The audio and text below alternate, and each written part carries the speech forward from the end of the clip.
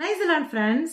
இன்றைய தினம் யோபுவின் சரித்திரத்தில் நாம் சிந்திக்க வேண்டிய பகுதி 16வது அதிகாரம் வசனங்கள் 11 முதல் 22 வரைக்கும். அதை தொடர்ந்து யோபு தான் குறித்து கோரி தன்னுடைய கஷ்டங்களை, தன்னுடைய புலம்பல்னு சொல்லக்கூடாது, இருந்தாலும் அவருடைய ஆதங்கத்தை அவர் குறிப்பிட்டு கொண்டிருக்கிறார்.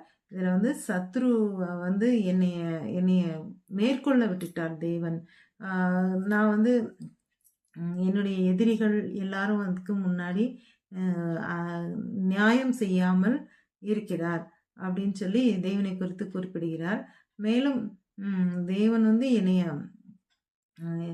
புடமிடுவது போல, என்னை எனக்கு எதிராக நின்று என்னை ஒரு செடியை நறுக்கி போடுவது போல என்னை நறுக்கி போட்டு விட்டார்.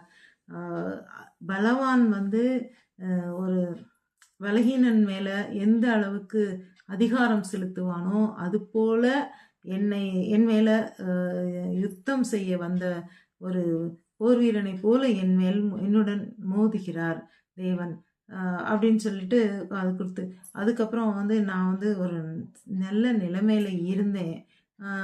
அப்போ கூட அது என்னுடைய துரோகிகளுக்கு, என்னுடைய எதிரிகளுக்கு சாதகமாக இப்பொழுது நான் இந்த மாதிரி ஒரு தாழ்மையான நிலைமைக்கு தள்ளப்பட்டிருக்கிறேன். இது இதையும் தேவன் பார்த்து கொண்டுதான் இருக்கிறார்.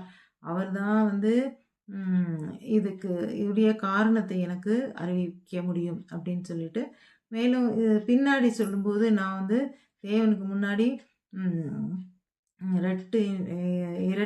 அந்த காலத்தில் இந்த ரட்டு உடுத்தி தான் ரட்டு உடுத்தி சாம்பலில் உட்கார்ந்து உபவாசம் பண்ணுவாங்க. இல்லை அந்த மாதிரி நிலைமையில அப்படி நான் உடுத்துனா கூட தேவன் என்னை திரும்பி பார்க்க மாட்டேங்கிறாரு. என்னுடைய கதறல்கள் ரொம்ப அதிகமாக இருக்குது. என்னுடைய கண்ணீர் தரையை நனைக்கிறது. பூமியை நீ என்னுடைய கண்ணீரை மூடி போடாதே, அது அப்படியே இருக்கட்டும் அப்படின்ற மாதிரி பூமி கிட்ட சொல்கிறாரு. இன்னும் பின்னாடி சொல்லும்போது தேவன் என்னை ஏன் இப்படி தண்டிக்கிறாரு அப்படின்னு அவர்கிட்ட கேள்வி கேட்பது யாருமே கேள்வி கேட்க முடியாது. ஆனாலும் தேவனுக்கு தெரியும் என்னுடைய நீதி நியாயம் எல்லாமே தேவன் அறிந்திருக்கிறார் அப்படின்னு சொல்கிறாரு. அதுக்கப்புறம் கடைசி பகுதியில் மனது ரொம்ப வெறுத்து போய் நான் என்னுடைய முடிவு காலத்தை நான் நெருங்கிட்டேன்ற மாதிரி சொல்கிறாரு. அல்லேலூயா.